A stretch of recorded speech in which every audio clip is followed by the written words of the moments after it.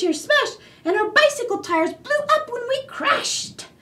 "So, Horton, please," pleaded the voice of the mayor, "will you stick by us Whos while we're making repairs?"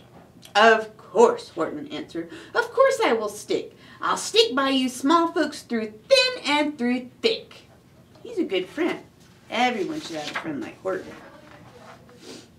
"No," said a voice. "No," humped a voice.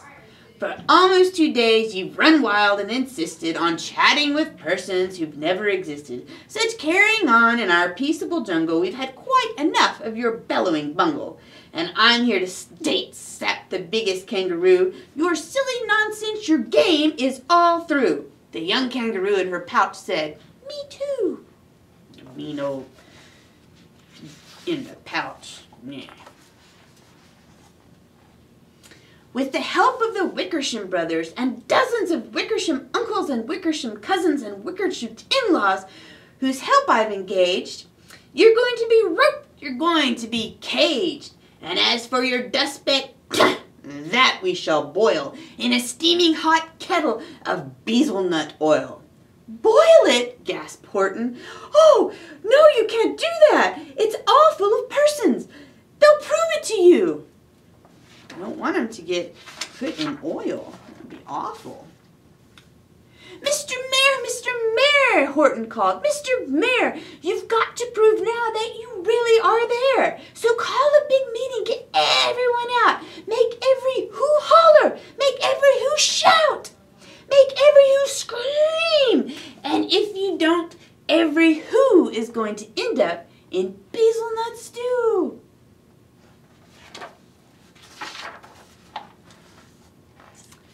And down on the dustbed, the scared little male quick called a big meeting in Hootown Village Square. And his people cried loudly, they cried out in fear, "We're here, we're here, we're here, we are here." They're saying it out loud. Oh no, here's the angry kangaroo again. The elephant smiled. That was clear as a bell. You kangaroo surely heard that very well. "All I heard," snapped the big kangaroo, "was the breeze and the faint sound of wind through the far distant trees. I heard no small voices, and you didn't either." And the young kangaroo in the pouch said, "Me neither." Ah, stupid kangaroo in the pouch. "Let him go," they shouted, and they caged the big dope. "Lasso his stomach with 10 miles of rope. Tie the knots tight so he'll never shake loose. And then dump that dumb speck in the bezelnut juice."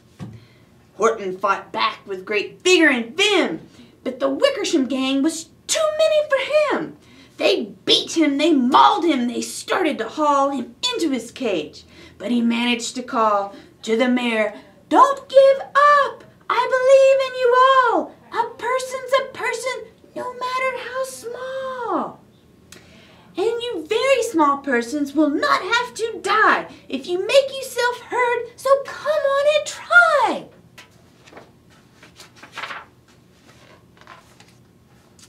The mayor grabbed a tom-tom. He started to smack it. And all over Whoville, they whooped up a racket. They rattled tin kettles. They beat on brass pans, on the garbage pail tops, and on old cranberry cans. They blew on bazookas, and blasted great toots on clarinets, oompas, boompas, and flutes. They're trying to make a lot of noise.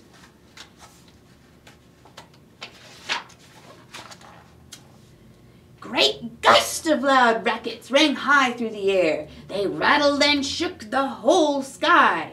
And the mayor called up through the howling mad hubbub, "Hey Horton, how's that? Is our sound coming through?" And Horton called back, "I can hear you just fine, but the kangaroo's ears, they aren't strong quite like mine. And they don't hear a thing. Are you sure all your boys are doing their best? Are they all making noise? Are you sure every who down in Whoville is working? Quick, look through your town. Is there anyone shirking?"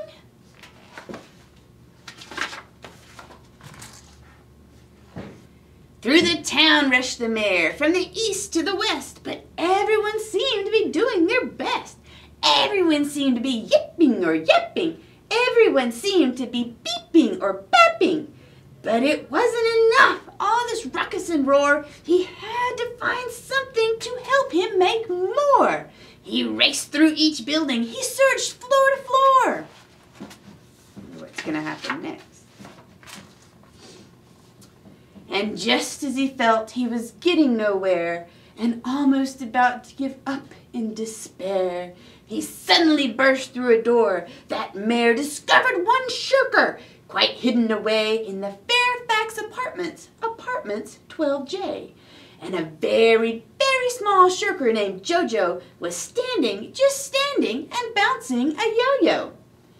Not making a sound, not a yip or a chirp. And the mayor rushed inside and he grabbed the young twerp.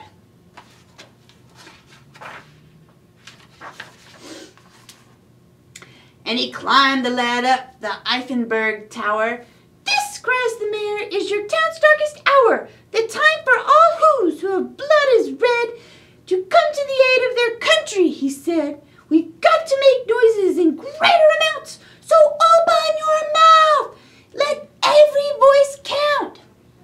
Thus he spoke as he climbed. When they got to the top, the lad cleared his throat and he shouted, "Yop!"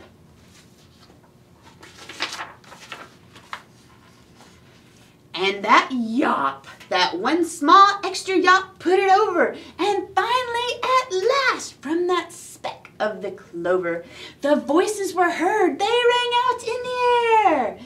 And the elephant smiled. Do you see what I mean?